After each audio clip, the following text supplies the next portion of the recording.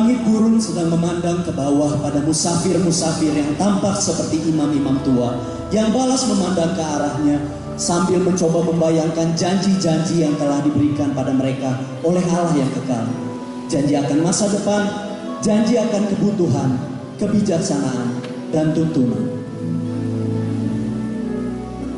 Aku tidak akan pernah bosan dengan semua ini. Rasanya sedang bisa menjangkau dan menyentuhnya. Bintang hidup, bintang-bintang penunjuk, Polaris, bintang utara, Orion, sang pemburu, sangat luar biasa. Malam itu, semuanya terlihat seperti ini. Tapi entah bagaimana, di antara semua bintang terang, seseorang melihat sesuatu yang berbeda. Apakah aku satu-satunya orang yang sadar? Di sana, dia berdiri, dia bercahaya. Semua bintang bergerak dengan yang lain. Tetapi engkau tidak sama sekali. Engkau tidak seperti salah satu bintang yang Melchior ajarkan kepadamu. Aldebaran dalam Taurus sang batu, Antares jantung merah dari Scorpio, dan Betelgeuse dalam Orion. Siapakah engkau? Dengan nama aku harus memanggil Tuhan. Jika engkau sungguh berada di sana, dan jika engkau benar-benar peduli seperti yang orang-orang katakan tentang engkau, aku bahkan tidak bisa melihat lagi malam tanpa berpikir tentang keluarga Carlyle. Aku selalu teringat sahabat Keke. Ia adalah seorang yang pandai dan selalu mendapatkan nilai yang tinggi dalam setiap tugasnya. Yang ketawa adalah, dulu ada cerita yang mengatakan bahwa ada orang-orang yang lebih pandai dariku yang memandang kepada bintang yang sama. Dan mereka menyatakan bahwa engkaulah yang memberikan mereka petunjuk. Tapi beberapa bulan terakhir aku bahkan tidak yakin tentang apapun lagi. Dalam beberapa minggu perjalananku akan berakhir dan aku harus segera kembali ke rumah. Tapi aku tidak punya bayangan apa yang harus aku katakan mengenai apapun kepada siapapun. Terutama pada Nyonya Carla. Bagian tersulit dari hal ini, ketika aku berdiri di depan pintu rumah. Pekerjaanmu sangat bagus, Melchior. Aku sangat puas akan hal itu. Melchior, yang kulakukan cuma menunjuk salah satu bintang yang tidak bergerak dengan yang lain. Mata anak muda memang lebih tajam daripada mata orang tua seperti gue ini. Bagaimana mungkin bintang itu diam saja di saat semua bintang yang lain bergerak? Bahkan matahari dan bulan bergerak. Tapi bintang itu, bintang yang satu ini memang terlihat berbeda daripada yang lain.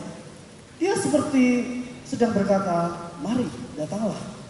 Apa engkau percaya dengan nubuatan para nabi? Oh, tentu saja aku percaya. Seperti kamu percaya dengan kemampuanmu untuk membaca buku-buku kuno itu. Belsasar berpikir itu bintang seorang raja. Dia dan Kaspar sebenarnya ingin pergi ke barat. Mereka ingin meninggalkan tempat ini tanpa berpikir panjang. Aku pun berencana untuk melakukan perjalanan ini. Kamu? Ya. Tapi kamu terlalu. Terlalu apa? Terlalu tua? Apa menurutmu perjalanan ini hanya untuk mereka saja yang muda? Aku sudah menantikan perjalanan ini seumur hidupku, Mordecai. Bukan itu maksudku, Melchior. Tapi bagaimana dengan rumah, posisi dan jabatanmu? Rumah, posisi, jabatan. Aku yakin akan ada banyak orang yang dapat menggantikanku bila kita tidak kembali lagi, Mordecai. Kita? Oh Mordecai, tentu saja kita. Tidak mungkin kamu membiarkan gurumu ini berjalan sendiri, kan? Tapi kita tidak tahu kemana kita akan pergi. Itu dia petunjuk kita. Jika nubuatan para nabi itu benar, berarti kita sudah memiliki tujuan, Yerusalem. Sebab ada tertulis, bintang terbit aku, tongkat kerajaan timbul dari Yerusalem. Mungkin saat ini kita sedang melihat bintang dari raja kita sesungguhnya. Sudahlah Melchior, lupakanlah bintang itu. Lupakan? Melupakan apa? Melupakan bahwa nenek moyang kita memilih untuk tidak kembali bersama-sama dengan Ezra dan Nehemia ke Israel. Tidak peduli apa keputusan mereka, kita tetap anak-anak dari tanah perjanjian yang bahkan mungkin kita belum pernah melihatnya. Tuhan sudah memberikan petunjuknya. Kita harus taat. Bersiaplah, besok malam kita berangkat.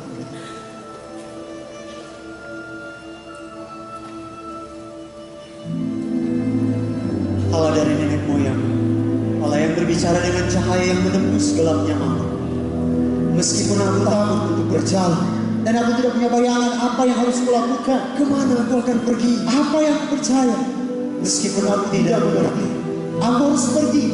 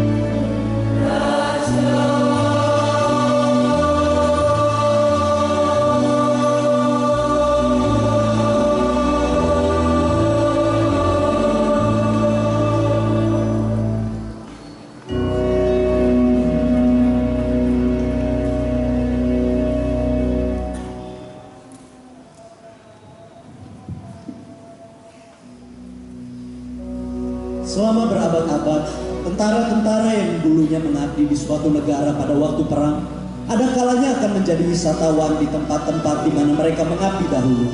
Tidak terkecuali di negara-negara padang gurun besar di Asia. Kamu sekarang sedang berdiri di atas apa yang dipercaya sebagai sisa-sisa peninggalan dari zaman akhir kerajaan Babilonia. Sigaret, atau apalah itu. Sigurat. Iya itu. Fenomena ini mirip dengan dugaan para astrologi yang dikenal sebagai orang-orang Magnus. Yes, orang Majus. Ya, terserah orang Magnus atau apapun itu yang pertama kali melihat fenomena ini. Fenomena astronomi yang nantinya dikenal sebagai bintang Bethlehem. Apa kamu percaya dengan hal-hal seperti ini, Ben? Apa? Bukankah ini merupakan tempat kejadian dari kisah... Bukan itu. Maksudku hal-hal mengenai gereja. Itu loh seperti para gembala, malaikat-malaikat, bayi dalam palungan, orang-orang Magnus. Majus? Iya itu. Tapi intinya kamu ngerti kan maksudku? Sudahlah, lupakan saja. Waktu Natal nanti kamu pulang kan? Apa rencanamu? Aku tidak tahu, Jus. Mungkin hanya bercerita tentang beberapa kejadian yang terjadi belakangan yang membuatku berpikir tentang banyak hal. Setiap tentara pasti memiliki pertanyaan dalam dirinya, Ben. Kalau aku, jabatanku di sini memang lebih cepat naik daripada yang lain. Yang ku maksud di sini lebih dari sekedar pertanyaan-pertanyaan tentang militer, Jess. Oh, kamu lagi ngomongin itu? Iya, Jess. Hanya Tuhan yang bisa jawab pertanyaan-pertanyaanku. Itu pun kalau ia benar-benar peduli seperti yang orang-orang katakan tentangnya. Ya, secara pribadi sebenarnya aku nggak pernah berpikir banyak sih tentang hal itu. Tapi satu hal yang pasti, jabatanku di sini jauh lebih tinggi daripada kamu. Kupikir ini semua karena Kenny. Kenapa harus dia? Maksudku, Kenny adalah orang di tim kita yang selalu memiliki sebuah rencana. Bisa dikatakan dia punya tujuan, dia punya masa depan yang cerah. Tapi semua berubah dalam sekejap mata.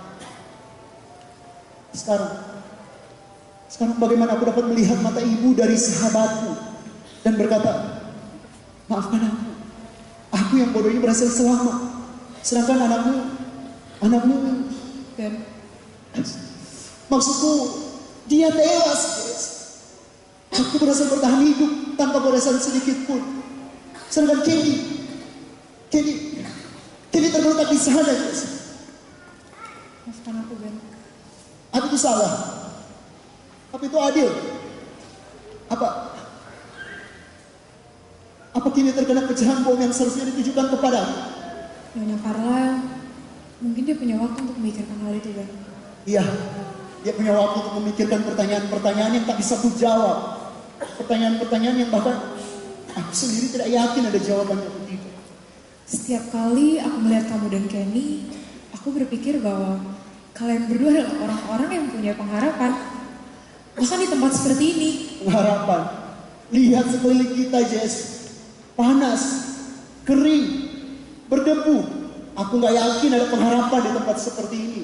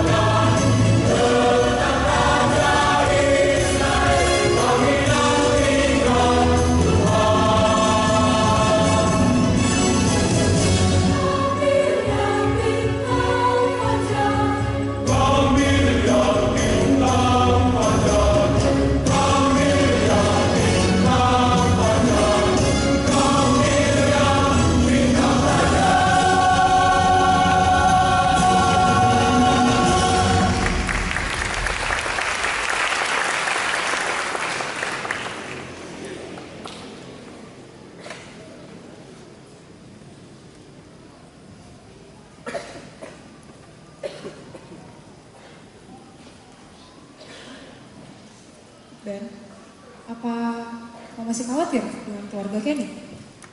Iya, Jess. Aku tidak bisa berhenti memikirkannya. Aku teringat dulu saat Kenny berusia 5 tahun. Dia selalu suka bernyanyi dengan sangat keras. Tapi selalu males.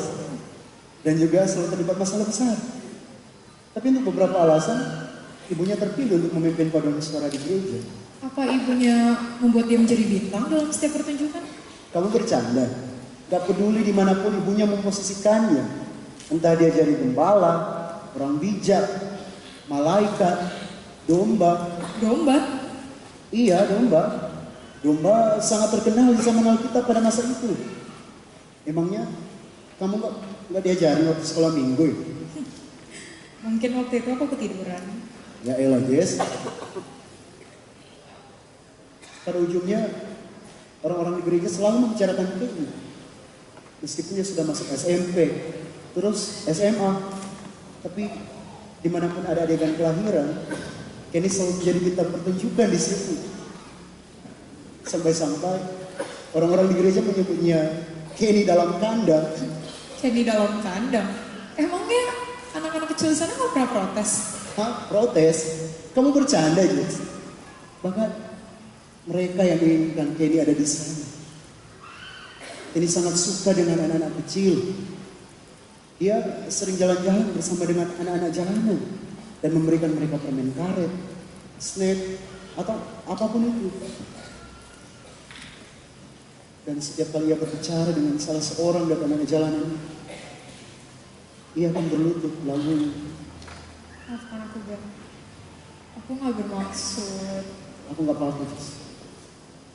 Aku lebih senang mengingat apa yang terjadi dengan Kenny ketika ia memakai jubah bertema Alkitab, Jess, dibandingkan dengan apa yang terjadi padanya di medan pertempuran. Pengecut yang meledakkan bom itu bahkan ia tidak peduli kalau ia meledakkan Kenny bersama dengan seorang anak kecil. Ibunya, apa kira-kira kamu sanggup untuk bicara dengannya? Siapa lagi yang bisa? Jess, kamu pernah berdoa nggak sih? Aku gak pernah mendengar apapun dari Tuhan. Dan sejujurnya, setelah semua yang terjadi selama, aku semakin ragu. Apakah ia akan mendengarkan? Kalau aku lebih suka berpikir jika ia mendengar. Aku sudah meminta kepada Tuhan agar memberikan jawaban mengenai banyak hal. Tapi aku sendiri tidak yakin ada jawaban atau tidak. Kior, lihatlah. Bintang itu menghilang. Apakah hanya pada mata tua ini mau percaya? Ya, semoga saja itu benar-benar bintang seorang raja. Semoga. Apa kata semoga dapat memperkuat imanmu? Lihat, bintang itu di sana. Dia tidak bergerak. Dan saat ini kita sedang dalam perjalanan mencari sang raja. Ya, baiklah. Kalau kita bertemu dengan raja, apa yang akan kita katakan kepada raja? Seorang bijak pernah berkata, hendaklah perkataanmu tidak bertele-tele di hadapan seorang raja. Kehadiran kita akan lebih berbicara banyak daripada kata-kata indah kita. Aku takut aku akan terlihat seperti orang yang bodoh. Mungkin saja kamu akan terlihat bodoh seperti wajahmu. Tapi tenang saja, ya, Tuhan sudah melindungi kita. Tuhan juga sudah memberikan petunjuknya kepada kita. Percayalah, hal yang sangat mudah untuk membuat orang yang gagap dapat berkata-kata dengan lancar. Seberapa sering kita menuntut jalan yang besar dan terang. Di saat Tuhan mengharapkan sebuah langkah iman dari hati kita di jalan yang diterangi oleh firman-Nya. Di dunia yang penuh tantangan dan rintangan, Allah lebih memilih untuk berbicara melalui kesederhanaan.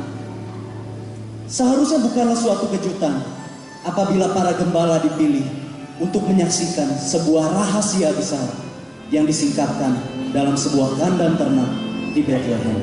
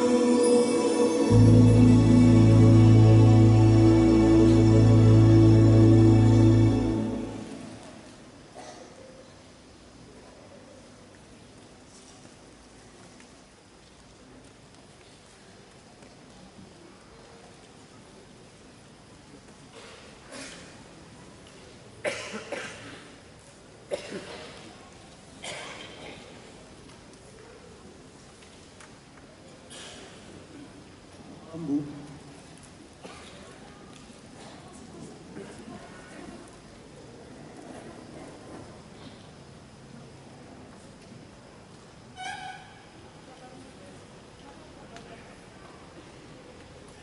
aku baik. Aku baru tiba kemarin. Oh iya, Bu. Tentang Kenny.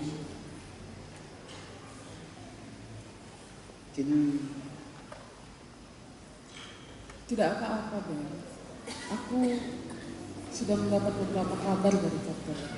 Oh, Kapten Thomas. Iya, Kapten Thomas. Surat darinya terdengar seperti ia dekat dan sangat peduli pada Kenny. Memang agak susah untuk orang-orang tidak menyukai Kenny. Ya, tapi akhirnya dia tewas bersama dengan seorang anak kecil. Iya. Mereka memang sudah memperingatkan kami untuk berhati-hati. Tapi setiap kali kami melihat orang-orang miskin ataupun anak-anak yang berdiri di seberang jalan sambil menangis, kami berpikir bahwa kami harus melakukan sesuatu untuk mereka. Ini terlihat sedikit lebih baik karena ia mencoba untuk menolong anak kecil dibandingkan dengan, ya kamu tahu kan Ben, tidak ada ibu yang senang mengirimkan anaknya pergi berperang. Jika ini dapat membuat ibu merasa lebih baik, Kenny percaya bahwa yang kami lakukan itu benar.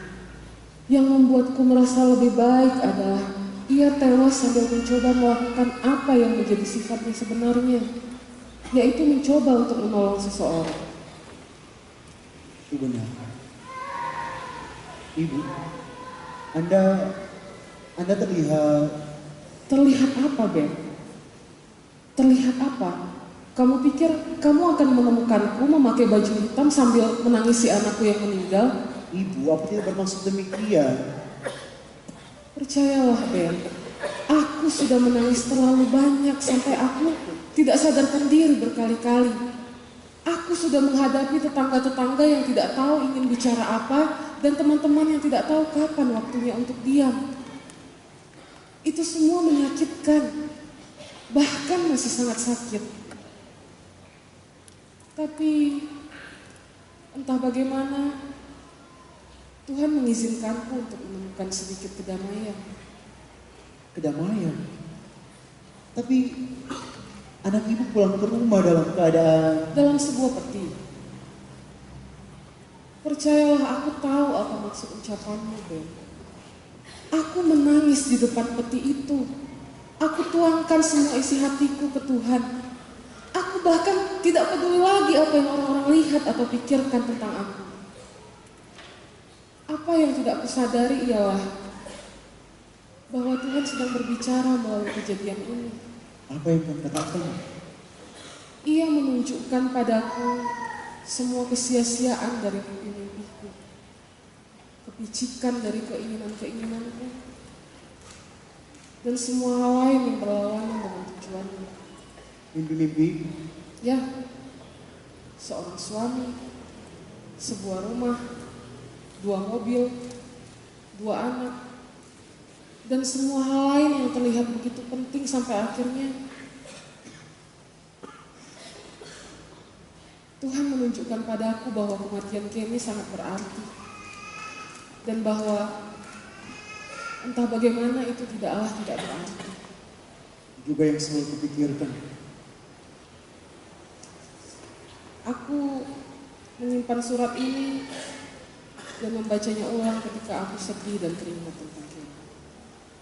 Surat ini datang seminggu atau 2 minggu sebelum. Setidaknya dia menulis surat.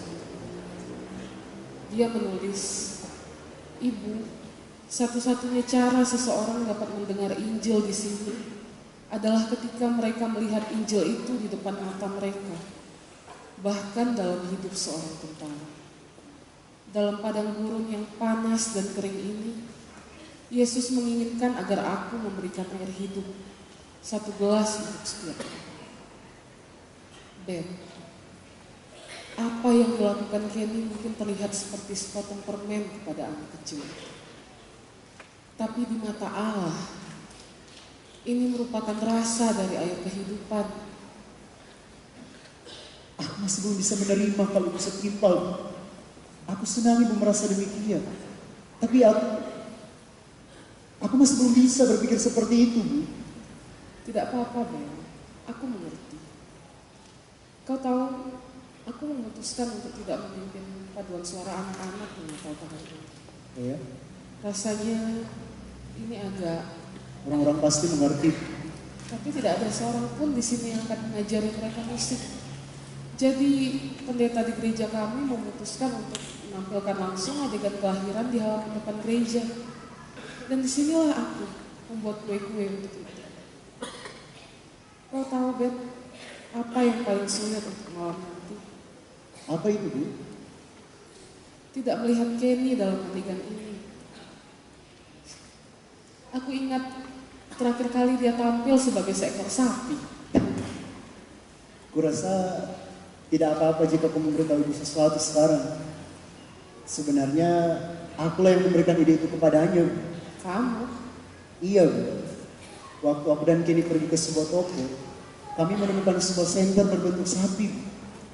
Dan setiap kali senter itu menyala, senter itu akan mengeluarkan suara. Bu. Dan setiap kali senter itu melenguh, anak-anak pasti tertawa. Sudah, jangan cerita lebih banyak lagi atau kamu tidak akan kuberi kue nanti. Tidak apa-apa, Bu. Aku malah lebih senang adonan kue. Oh, Ben, Kenny menyukainya juga.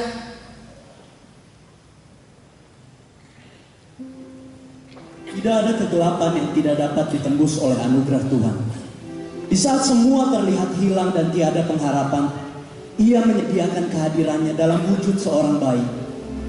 Immanuel bukanlah sekedar nama, namun Allah yang kekal telah menembus ruang dan waktu. Dan ketika Ia membuka mata bayinya untuk pertama kali, Ia melihat sepasang mata dari seorang ibu muda yang sudah tahu sebelumnya bahwa Ia akan menjadi dasar dari dunia. Ibu yang tak Dia ciptakan, kemarin tiba putranya dengan tangan ciptaannya. Kasih ibu yang dalam adalah punya sang putra. Maria tahu benar siapa bayi itu. Dia Allah.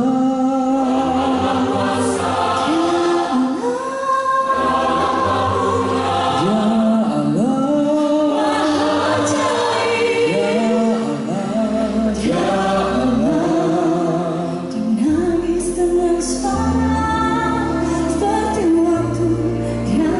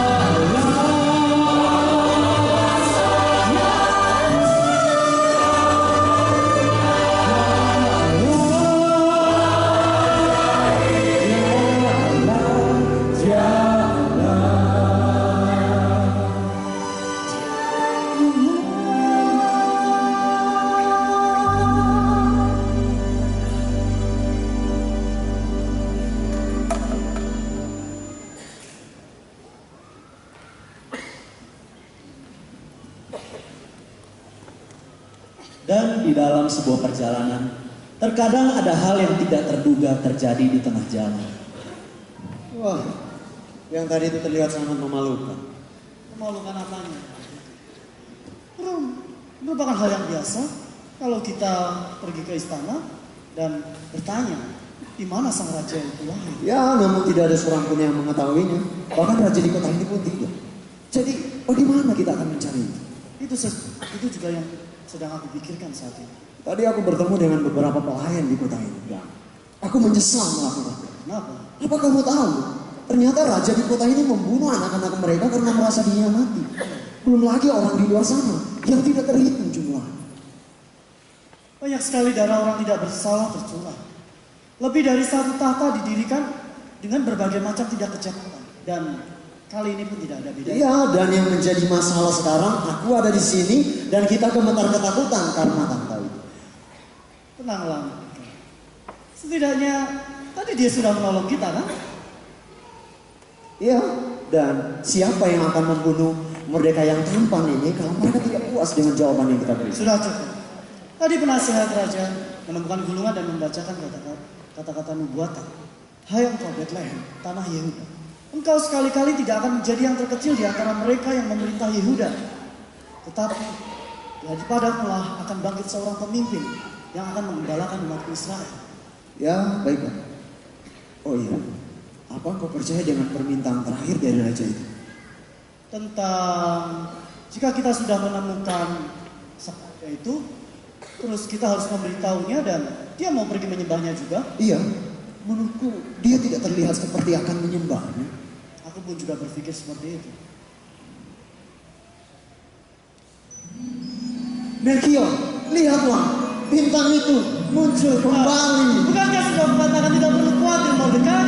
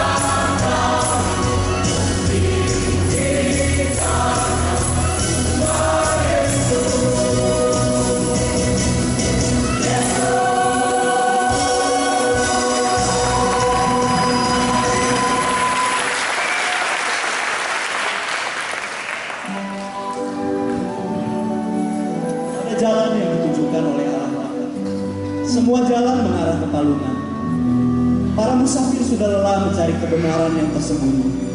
Mereka dapat melihat dengan mata kepala sendiri akan jawaban Tuhan atas masalah terberat sekalipun. Dan di sana, di depan palungan, yang kaya dan yang miskin, yang bijak dan yang hina, berlutut, dan tangisan dari bayi yang baru lahir itu memecah keheningan malam ini.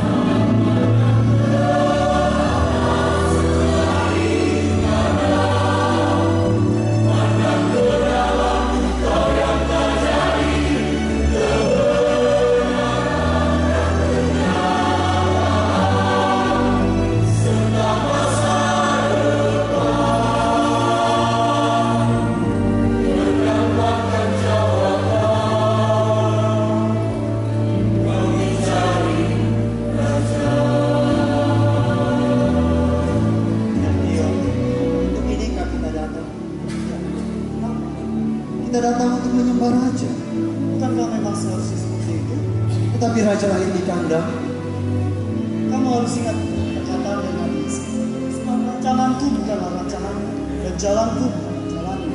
Seperti tingginya dari bumi, demikianlah tingginya jalanku dari jalanmu, dan rancanganku dari rancanganmu. Tapi apakah rancangan yang sebesar itu harus ditemukan di palungan?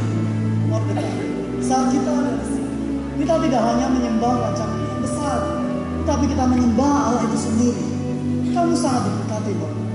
Aku diberkati. Apa maksud? Di akhir hidup, Tuhan masih memberikan aku kesempatan untuk melihat kelahiran putranya. Tetapi kamu Mordekai, kamu hidup untuk menyembah Dia.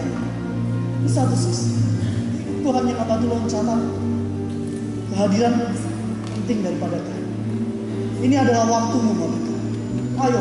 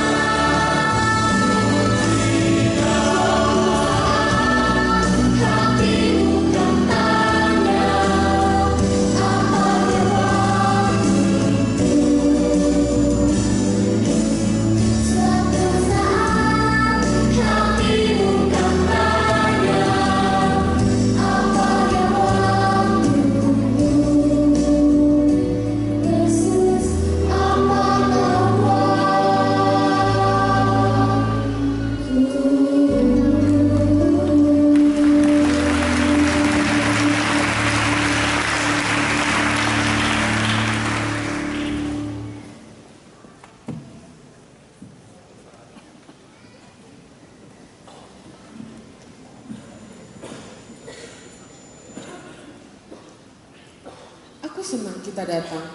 Awalnya aku tidak ingin berada di sini, tapi setelah melihat anak-anak ini, Dan aku sekarang tahu kenapa aku harus datang. Kenapa aku harus ada di sini malam ini. Aku mendapatkan kesempatan untuk menggantikan seorang temanku yang tidak bisa hadir. Ben, Iya, Bu. kalau kamu benar-benar ingin menggantikan Kenny, kamu harus melakukan banyak hal lain selain mendatangi sebuah grup anak-anak. Maksud Ibu? Ingat nggak ketika kamu dan Kenny berlari estafet di kampus? Tentu. Kami selalu tidak terkalahkan di lari estafet 400 meter. Memang apa yang terjadi setiap kali kalian berlomba? Kenny akan berlari di urutan kedua. Kemudian dia akan mengoper tongkat itu ke aku. Apa perannya dalam lomba sudah selesai setelah itu? Itu sudah pasti. Tapi lombanya belum selesai kan? Tentu saja tidak. Aku harus berlari urutanku. Kemudian mengoper tongkat itu ke teman kami yang berlari urutan terakhir. Ben, dalam hidup ini Kenny berkomitmen pada sebuah perlombaan. Perlombaan iman. Dia menerima tongkat estafet iman yang telah diwariskan dari abad ke abad, dari satu anak Tuhan ke anak Tuhan yang lain. Dia memang tidak berlari untuk jangka waktu yang lama, tapi aku percaya dia berlari dengan sepenuh hatinya. Kalau kamu ingin melakukan sesuatu yang berarti bagi hidup Kenny, ambil tongkat estafet iman yang dia miliki. Pergi dan layani Tuhan sebagai orang pilihannya. Sekarang menjadi tugasmu untuk menjadi saksi iman, agar semua orang dapat melihat karya kemurahan Tuhan di dalam dan melalui hidup.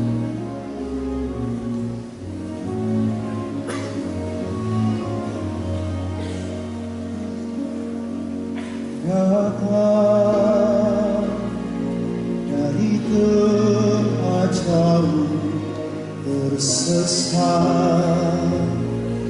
karena salah berharap kau dengar doaku. Tuhan lindungi aku. Telah lama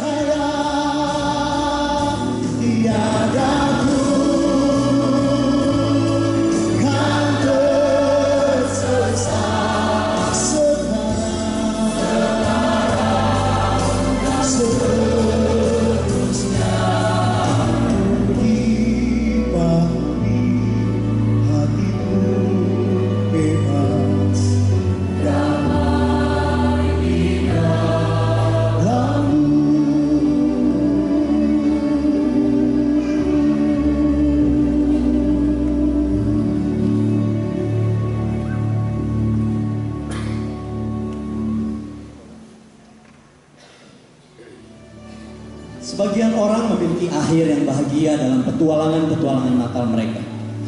Hubungan keluarga yang lebih harmonis, persahabatan yang menjadi lebih indah, dan kenangan-kenangan indah yang tercipta bersama dengan keluarga dan sahabat mereka. Namun sebagian orang lainnya mungkin mengalami kesedihan. Mereka mungkin kehilangan seseorang atau sesuatu untuk melenyapkan bayang gelap dalam kehidupannya. Namun bagi kita, pesan Natal sangatlah jelas. Pesan yang melintasi segala abad, yaitu kepadamu telah lahir Sang Juru Selamat, itulah Yesus Kristus.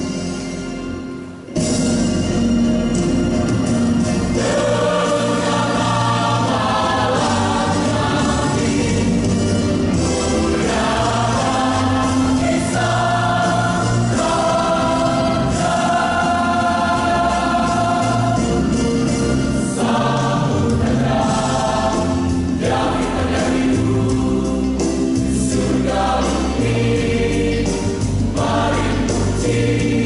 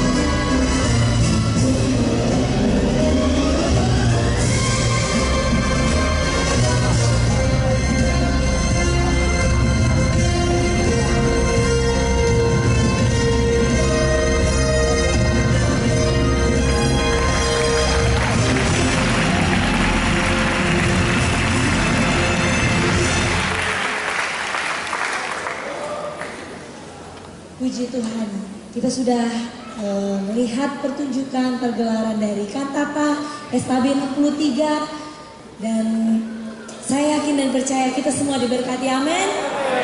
Tiba saatnya kita akan memberikan persembahan. Oke, boleh kita mempersiapkan persembahan kita pada malam hari ini. Baik, sebelum kita memberikan persembahan, kita akan berdoa terlebih dahulu. Saya minta dengan hormat Bapak Pendeta Budi Syato Tani Harjo untuk berdoa tim kantata dan persembahan yang akan kita berikan kepada Tuhan.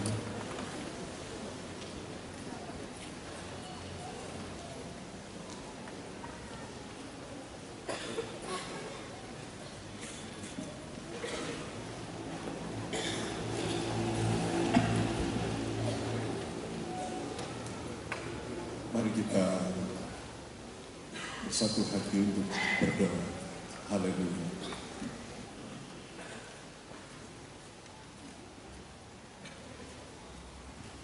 Bapa di sorga, dalam nama Tuhan Yesus, terima kasih Tuhan. Engkau telah memberkati kami melalui pagelaran kantata angkatan 63, Searching for the King.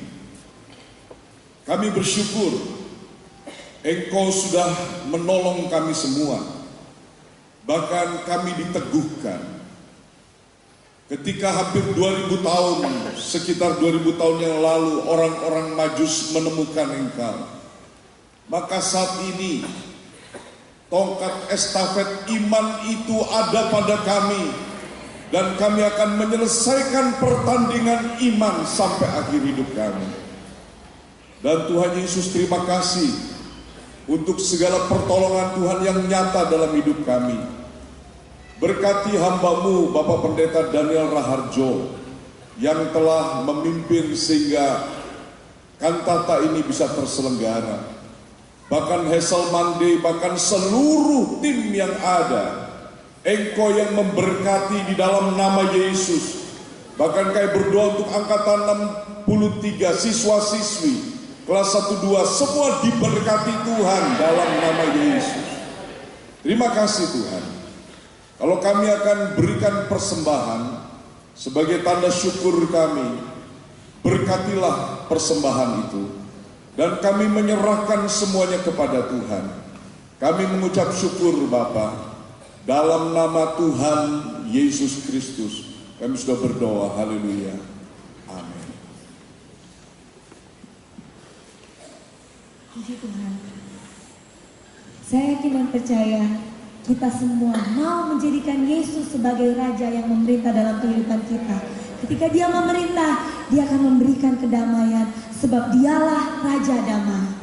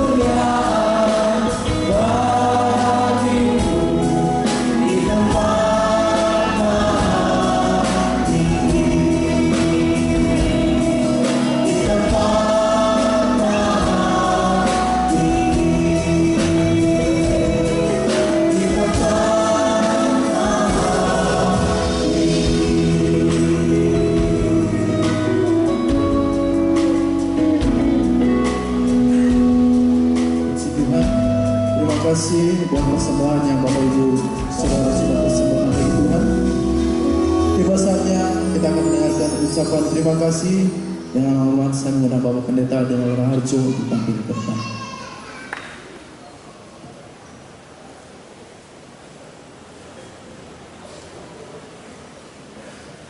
Puji nama Tuhan, saudaraku yang kekasih, tak terasa kita sudah ada di penghujung acara Natal SAB Soal Kita Batu angkatan 63 kali ini.